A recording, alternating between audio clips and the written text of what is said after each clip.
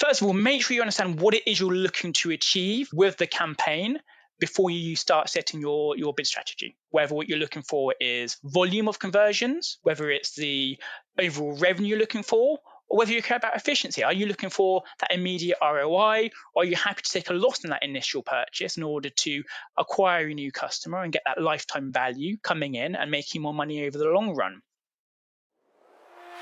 You're listening to the Keep Optimizing podcast to increase your traffic, improve your conversion rates, and grow your profits. Hello and welcome. I'm Chloe Thomas, the host of this e-commerce marketing focused podcast. If you're not familiar with our format, well, here on Keep Optimizing, every 5 episodes, we switch our focus to a different marketing method. It could be email, it could be SEO, it could be Facebook ads or something else. And we pick up the thread from the last time we covered it. In each episode, we release a new one every Wednesday. I interview a different expert to explore the latest advice on making that marketing method work for you. So across the 5 episodes of each mini-series, you get 5 different ways of improving the performance. It's like a little mini masterclass, if you like. Now, as of this episode, we are picking up the Google Ads thread again, and we're kicking off in style. We are exploring how to get more from that must-use e-commerce campaign type, PMax, aka Performance Max. I know, it's the one you're all battling with at the moment. So in this episode, we are going to be finding out the 5 do's of PMax Optimisation and the 5 don'ts of PMax Optimisation. There is so much goodness in this episode. I reckon across those 10 tips and the insider tips that Becky and Jonny do towards the end of the episode, you will get enough to fill your optimization to-do list for the next several months. I mean, this is gold dust stuff coming up here. So do make sure you listen right to the end of the episode so you don't miss out on their quick-fire insider tips and my own take on it all and some other ways we can help you. Have you yet downloaded the 500 Top Tips to Make Your E-Commerce Business More Profitable ebook? Packed with 500 top tips about how to make your e-commerce store more profitable. I've organised the whole thing into sections so you can dip in and dip out and take inspiration as and when you need to. This ebook exists to be there on your desktop or even printed and sat on your desk. Download your free copy right now at keepopt.com/ebook. Get this epic e-commerce ebook now at keepopt.com/ebook. In this episode, I'm chatting with Google Ads experts Becky Hopkin and Jonny Hyams. Becky and Jonny are our favourite Google Ads experts. I am completely biased, from advertising agency Digital Gearbox. Hello, Becky. Hi, Chloe. Hello, Jonny. Hello, Chloe. Thanks for having us. Always lovely to have you guys back on. And, you know, it's been almost exactly a year since the 2 of you joined us for an episode. So it's almost like part 2 in some ways. But I know a lot's happened in the last year. So it's very, very cool that it's been almost a year. How has Google Ads life been in the last 12 months? I think for us, it's been more eventful than perhaps the previous few years. I mean, for us, we've done... I don't want to say had a massive U-turn because it's been kind of a gradual thing, but we're very much embracing new and exciting things we can do with AI now, which I know every business is, but I think we're at the start of a whole new phase of Google Ads management, and yeah, I guess it's exciting times. Is that mainly AI provided by Google Ads Manager, or is this other AI stuff? It's a combination of both. Obviously, Google has adopted more and more of it over the last few years, and it's got better, so we actually trust and like it more than we ever used to. But also, we're looking outside of the Google Ads interface and looking at what we can do with ChatGPT and Claude and scripts and all sorts of fancy things. So, I've had to fast become a coder as well as proficient in talking to AI as well as doing the Google Ads stuff. So I feel for me personally, I've been on a massive learning curve again after knowing the ins and outs of Google Ads for so many years. It's been an exciting new chapter. Without totally taking us down that rabbit hole, it is kind of mad how much code you need to know for AI and no code solutions. It's like quite mad, Ning. Yes. But interesting at the same time. Using a new Yeah. part of our brains. Yes, very much so. Jonny, how about you? How's Google Ads Land been for the last 12 months for you? Oh, very busy. We've had quite a lot of change in terms of our team, our processes. As Becky mentioned, we're doing lots with AI now as well. So it's been an exciting time. I've really enjoyed it, but I also need to sleep. So I'm looking forward to doing that this weekend. Excellent. Well, as you said, lots has been going on, and you guys have come up with the brilliant idea of doing an episode that runs down exactly what one should and should not be doing with PMax, which is kind of like the hero campaign. Dare we say hero campaign? The most used campaign by e-commerce businesses at the moment. So very excited to do that. So if it's all right with you guys, I think we'll go straight into it. The 5 do's of PMax optimization. Jonny, I think you're going to kick us off. So what's our number 1 do? Yeah, so first of all, is as I'm sure your audience is aware, Performance Max can place ads anywhere a Google ad can go. So it's not just your typical search ad or your shopping ad. It can also appear on YouTube, Gmail, the Google Discover feed, the Google Display Network. So the first do is to make sure you understand performance by the different channels that are available. Now, this is currently only available to do via scripts within Google Ads. You can't access that data natively within Google Ads, although that will be changing in the near future. But yeah, you want to understand how those different placements are performing because they all behave very differently. So whilst you might see things are working really well in search or shopping, maybe they're going quite poorly in display or video. So using those scripts to be able to understand where your budget is going, what's actually driving results, will help you better understand what you need to do in order to optimize the campaign. If, for example, you're seeing that a particular placement is doing really poorly, let's say display is doing really poorly, you may need to revisit your imagery. Maybe you need to get more captivating imagery in there. Alternatively, maybe you're seeing videos doing really, really well, in which case, but you haven't got any custom-made videos in there yet. That's a sign you should go away and actually create some new video creatives to add into the PMax so that you can double down on what's working best. So it's more the outcome of this is more a case of creating the right creative and feeding the algorithm the right information than it is turning something off or altering bids. It's all about helping us create more creative. To an extent. Now, the point Becky's going to bring up in a second is that, yes, you can turn some placements off, and that may be one possible outcome from the back of this. Now, as I said, you can't currently see this data natively within Google Ads, so you'll need to use a script instead. The one we tend to use is one created by a gentleman called Mike Rhodes. You can find a free version of that available online. He also has a paid version that gives you a lot more information. So for the time being, do check that one out. And then maybe in 3-4 months' time, we're not too sure what the timescales are, Google will allow you to see this data within the Google Ads dashboard as well. So definitely a competitive advantage on getting it via scripts first, I think. Yeah. There. Becky, what's our second do of PMax optimization? Our second do is testing feed-only PMax. So this follows on from once you've had a look at the channel reporting that Jonny was just talking about, you might find out that actually you're wasting a lot on display, for example. And a really good way to get PMax campaigns prioritizing shopping and preventing those placements that you don't necessarily want would be to create a PMax campaign that's feed only. And you do that simply by not uploading any assets with it. You just upload the feed. And this is typically about 90% of what we do with PMax now. And it just allows you to focus more of the spend on shopping, which tends to be, for most e-commerces, the best performing placements anyway. It also prevents those really nasty auto-generated videos that get created sometimes with PMax campaigns. And it just forces you, it gives you the opportunity to have more control within that PMax campaign that Google has previously prevented you from doing. So a cunning little kind of side swipe. We have a campaign that has pure product feed, and then it restricts what Google can do on our behalf, which may or may not be good things. Google, the interface will hate it. It will keep telling you you've not set up your PMax campaign properly, but it works. That doesn't sound like Google at all. Jonny, what's our third do, please?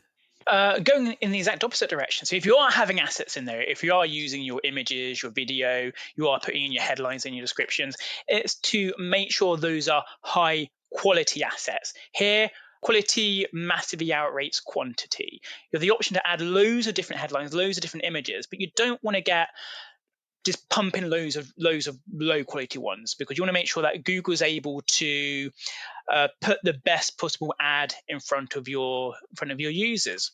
What's really important as well is that all the different creatives work well with one another.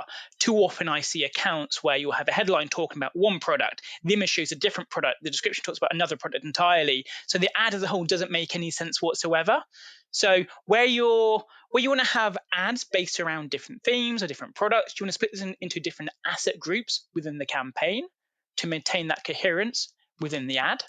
But yeah, you want to make sure that all your different headlines, your descriptions, your images, your videos, they all work together in an effective and logical way. Got you. So no drossy content, no bad, just there for the sake of it content, but also grouping it into sensible groups where the whole thing can mix and match together. Really important too.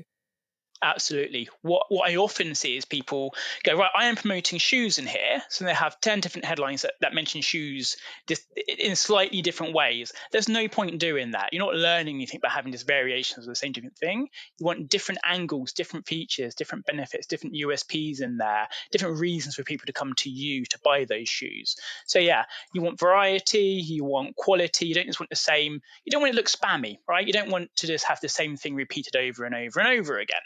Now, if you're stuck for what creatives you should be putting in there, a good starting point can be to look at what's working well on your paid social and take the best performing creatives and videos from there and using those in your PMax as a starting point whilst you're still learning what does and doesn't work. Nice bit of cross-channel learning there as well. Excellent. Becky, number 4 of the do's, please. Now, I feel like I've given you this tip across many different channels and over many years, Chloe, but use negative keywords is our tip number 4. Now, this is a new one for PMax because previously to add negative keywords to campaigns, you had to fill in forms and it was very long-winded, whereas now, just within the last few weeks, Google have allowed you to add negative keywords to PMax at campaign level. So it's all very exciting.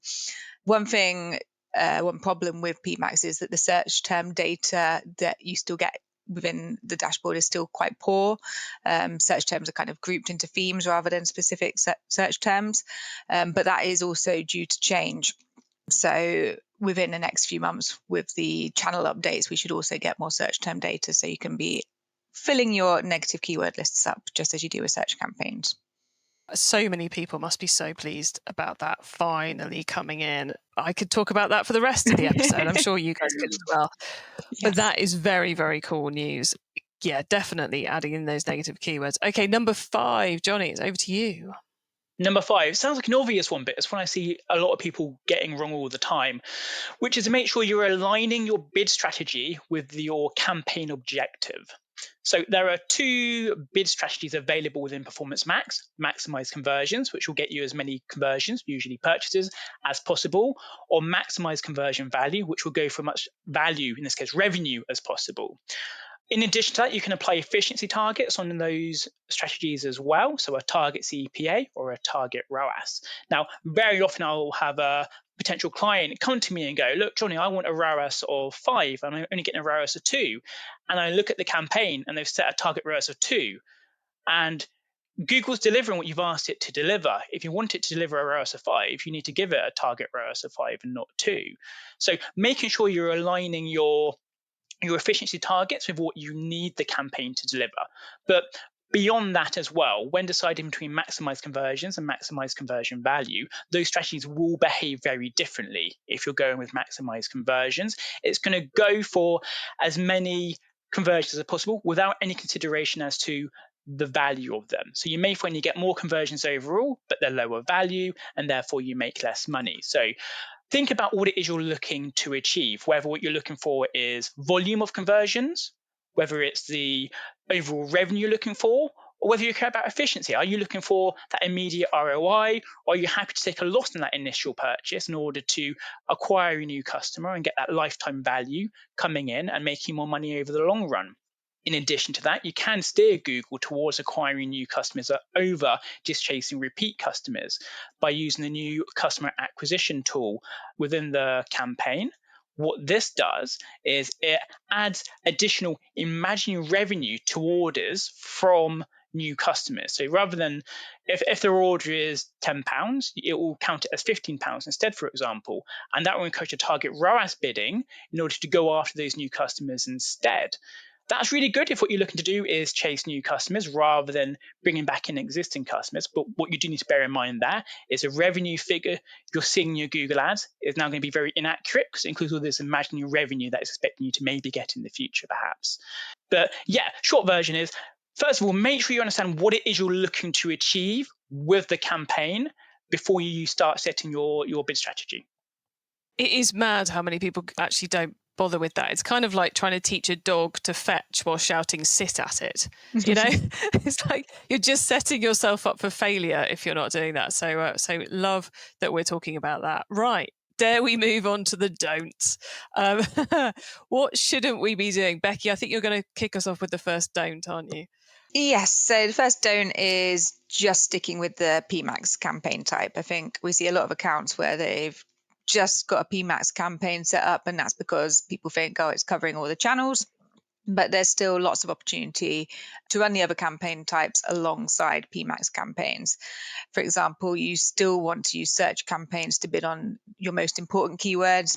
If you want the brand separated out, for example, that's a really good way to do it.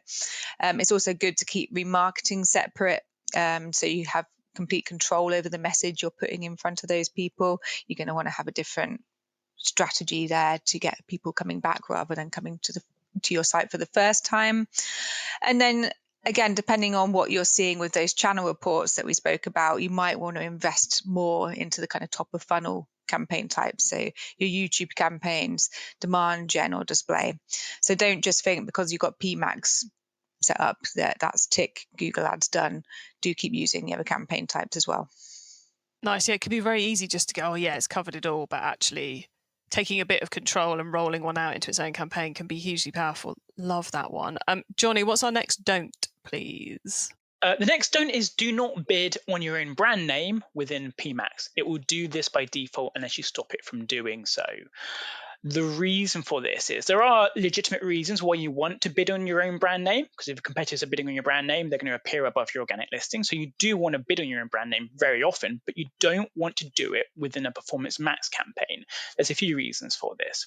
One of the big ones in my mind is Performance Max always uses smart bidding, as we mentioned earlier, either maximize conversions or maximize conversion value. Now, the way those strategies work is they will try and get you, as the name implies, either the most conversions, the most value possible. Google will see people searching for your brand name and go, these people are very likely to convert. So what it will do is it will bid really high for those people because there's a good chance to maximize conversions and maximize value. But you don't need to bid high on your own brand name. Your brand name should be cheap to bid on. So in the smart bidding campaign like Performance Max, very often you'll find yourself paying, I don't know, maybe £2 or £3 for a click on your brand name versus say 10, 20p in a search campaign or a shopping campaign where you're able to cap that CPC. So what I almost always recommend doing is excluding your brand name from the Performance Max campaign. And if you do want to bid on those terms, do it in dedicated search campaigns and standard shopping campaigns instead, where you can have more control over that cost per click. Now, I do say almost always because there are some instances where maybe you do want to bid on your own brand name within Performance Max. One example of why you might want to do that is because your brand keyword doesn't act like a normal brand keyword. That might be, for example, because your brand name is also a generic term. If you think vacuum, for example, somebody who's searching for a vacuum isn't necessarily looking for a Hoover, sorry. Somebody searching for Hoover isn't necessarily looking for a vacuum cleaner from Hoover, they're just looking for a vacuum cleaner. So in those instances, actually using smart bidding to help Google figure out which of those terms you do and don't want to be bidding aggressively on can make sense. So there are some times when you may want to include your brand name in a PMax campaign. So like everything in Google Ads, it all depends. But my general recommendation is to not bid on your own brand name within Performance Max. Will the debate on brand name bidding ever die? I don't think so, but I love the insights you're bringing us there, Jonny, on how it's being affected by PMax, and I completely agree. I don't think there's many times when you should be bidding on it in the PMax even. Becky, what's our next don't for PMax campaigns? Our next don't is letting the campaign be limited by budget if you can avoid it. And obviously that kind of makes sense across other campaigns, but the difference with Performance Max is that it's so target driven by your target ROAS or your target CPA. If you are limited by budget, it suggests you should be adjusting either your targets to make it more efficient if you haven't got more budget, or you should be scaling up. If you've asked it to deliver a ROAS of 10 and it's delivering that and asking it for more budget, why would you let it be limited by budget? Why wouldn't you take the opportunity to get more sales for that target that you've asked it to do? But one thing to bear in mind is it can be a little bit oversensitive.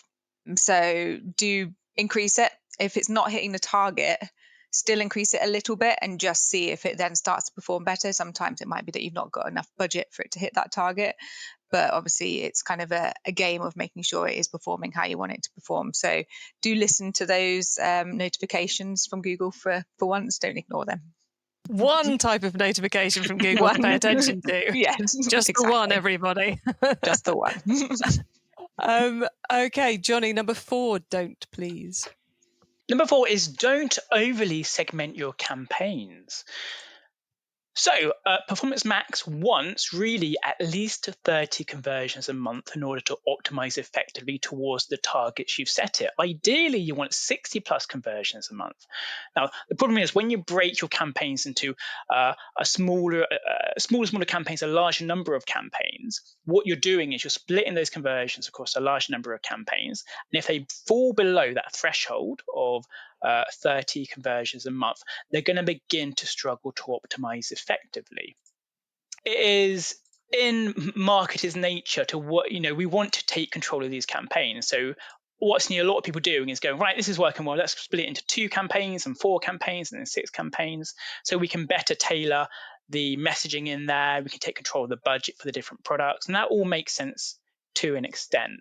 However, as I say, when you fall below those 30 conversions a month, you've actually done more harm than good. This is a time where actually it makes sense to give a bit of control over to the algorithm, give a bit of control back to Google. But it will optimize effectively towards the target you set it if you let it do so.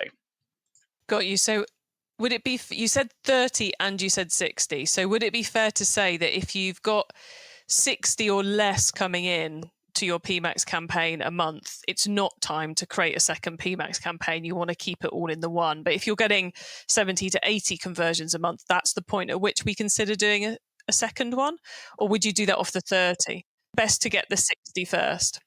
Best to get the 60 first. 60 plus is ideal. 30 plus is okay. Below 30, it becomes a bit hit or miss as to whether it's going to work or not. Now, if you have a smaller budget, you may have no choice. You may be limited to maybe 10 conversions a month. That can still work, but it won't work as well as we can get those 30 conversions a month. But you're absolutely right. You don't want to start splitting your campaigns up until you're getting ideally 60 plus conversions a month for that one campaign. Nice. Okay. Number 5. Becky, our last do/don't, and this one's a don't. Our last don't, is leaving the final URL expansion setting on. This is because it will send traffic to whatever pages it likes on your site, which can break the objective of your campaign. So let's say you've got a campaign dedicated to your higher margin products and you've got a ROAS target set up for that. It could start showing low margin products and then could be costing you money rather than making you money. So you want to turn that final URL expansion off, because it will be on by default. So off. Final URL expansion field off is what we're saying, everyone. So you have control. Don't leave it on, sorry. Turn it off. So you have control over where that traffic's going, and Google doesn't randomly decide to send it to your About Us page or something. Yeah, we've seen examples of it sending people to like the shipping and returns page from your branded activity when it's not been excluded. So non-commercial pages can suddenly start appearing, which obviously isn't going to convert people. So on by default, turn it off. Excellent advice. There's always going to be that one field we need to make sure we've done something with, isn't there, as we're setting up.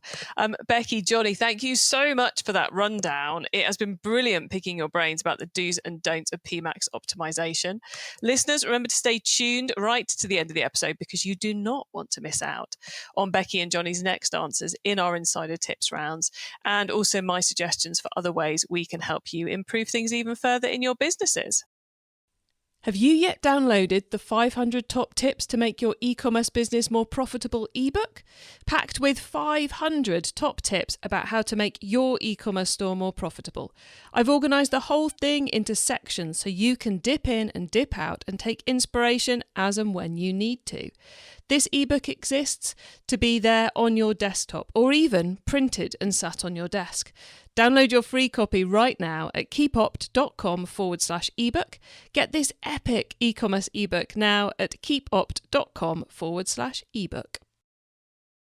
Okay, Becky and Jonny, so far we've gone deep into the do's and don'ts of PMax optimization. Now you get to wow us with your insider knowledge about the whole of Google Ads.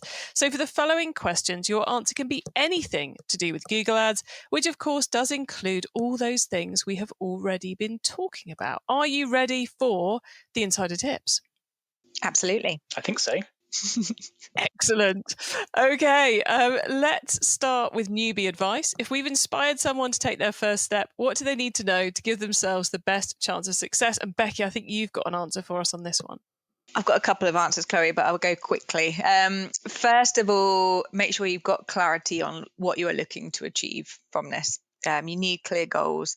As we've already spoken about, a lot of the targets you put in are based on knowing your ROAS, what you're looking to achieve there, or your target CPA.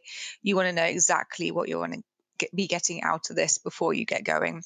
It will also help you decide which campaign type is the one you need to go with. So on that theme, I would say keep it simple as well.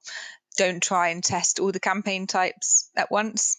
Even start with a feed-only PMax and have all your products in there, and then expand later once you've started getting that data in and you hit those conversion thresholds that Jonny was talking about. And with that, be patient. Success isn't overnight with Google Ads. You do need the data. So you are going to need 2 weeks minimum, maybe even a month to give Google that data that it's going to need to start optimizing those campaigns for you. And then finally, aside from the limited by budget, do not listen to all of Google's auto recommendations. With that one caveat from earlier. That one caveat. That one you're allowed to do. The rest of them ignore. And if they phone you up, definitely don't speak to them. Yeah. Jonny, once you've started, of course, you've got to keep optimizing. So what's your favourite way to improve performance?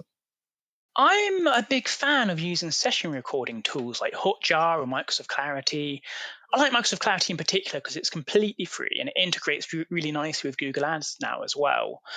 We've been using it with a few of our clients to help understand when a campaign isn't going so well, looking at the session recordings for that campaign and understanding what a user's doing after they click the ad. Because clicking that is only part of the journey. So what they're doing once they land on the website. So we found, for example, with one client, the users were landing on the website and a lot of them were clicking on the link that turned out was completely broken, that we were completely unaware of. So we were able to flag that with the client and they were able to fix that broken link. We've also seen examples of realizing that users are struggling to interact with the website. They're clicking images that they think are buttons, but they aren't, or they're clearly looking for more information that then is actually on the website, or they're browsing different pages just trying to find the information they need. So session recordings is a really useful way to understand why a campaign might not be working. It's so easy to just purely look at what you can see on the landing page and what you can see in the ad center. But yeah, so I love that. Starting to dive into conversion rate optimization with those call recordings makes so much sense. Great tip. Thank you, Jonny. Becky, if someone listening wants to learn more, is there a cheap or free resource you would like to recommend? I'm going to recommend two. One is Mike Rhodes' whole collection of script and AI courses and various things he's offering. If you go on his website, if you just search Mike Rhodes, he has a load of free scripts, as we've already spoken about, the PMax one. If you're not very confident with scripts, he makes it super simple and clear, and can teach anyone on how to quickly upload a script into Google Ads. So if you're interested in starting to get going with scripts, have a look at Mike Rhodes' stuff. And if you're not interested in scripts and you just want to stay up to date with the new things happening in Google Ads, there's the PPC Mastery newsletter by Bob and Miles. They send out a weekly Friday roundup, which I found really useful. Top tips there. Loving both of those. Thank you, Becky. Jonny, finally, the crystal ball has been nominated to you, or thrown at you, should we say, probably. What's coming up in the next 6 to 12 months that we should be getting ready for in Google Ads? Well, we know there is a new campaign type coming called Search Max. As the name implies, it seems to be taking the search element of Performance Max and moving it into its own standalone campaign. Quite interesting seeing what this is like. It's only available for a very small number of advertisers so far. We don't yet have access to it, but it's what I'm very keen to get access to. If you speak to your Google Ads rep, they may be able to get you early access to it, so you can be experimenting with it and maybe get a first mover advantage with it. So I would suggest looking into Search Max. Ooh, that's intriguing. That's one to put on the Google Alerts search, isn't it, when someone puts a case study out about that one? Love that. Thank you, Jonny. Becky, we are very nearly at the end of the show, so could you please let the listeners know where they can find you and Digital Gearbox if they want to get in contact? So you can find us at Digital Gearbox across all the socials, www.digitalgearbox.co.uk.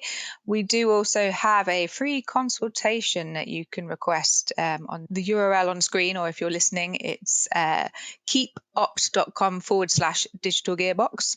And with that, you can request to speak to one of the team about where you are at on your Google Ads journey. And if you want us to have a look at your account as well, we can embed an audit within that as well.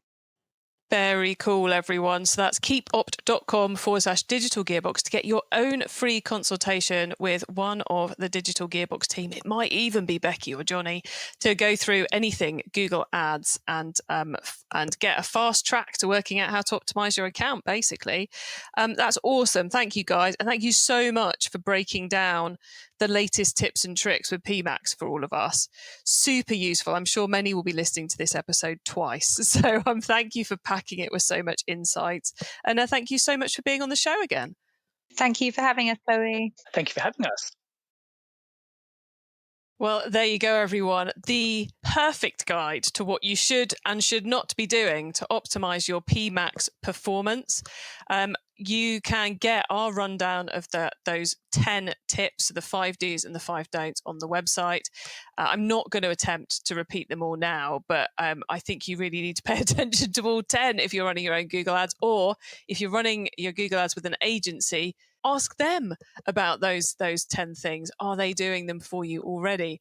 You can get all of that in our notes, which is via the keepoptimising.com website. You can get there also by using our special direct episode short link. That's keepopt.com/the number of this episode, and that will take you straight to the right page on the site. When you get to the website, why not get yourself on our email list so you don't miss out on any of those things that we share to help you improve your business. And thank you so much for tuning in to this episode of the Keep Optimising podcast. If you've enjoyed this episode and want to continue learning about Google Ads right now, then pick up our thread. Scroll back up your feed to episodes 132 to 136, because 2023 was the last time we did a dedicated 5 episodes of Google Ads advice. On the way to those, as you're scrolling, you will find a couple of other episodes that are relevant to Google Ads. And you can find all our Google Ads content, including some we did last year, via the short link, keepopt.com/Google Ads. And if your fellow marketers are busy trying to get their Google Ads to work better, then please do tell them about this show. Tell them about the Keep Optimising podcast, because I want to help as many of you as possible to improve the performance of your e-commerce marketing. Have a great week, and make sure you listen to the next episode so I can help you to keep optimizing your marketing. Access everything Keep Optimizing at keepoptimising.com. That's with an S, not a Z.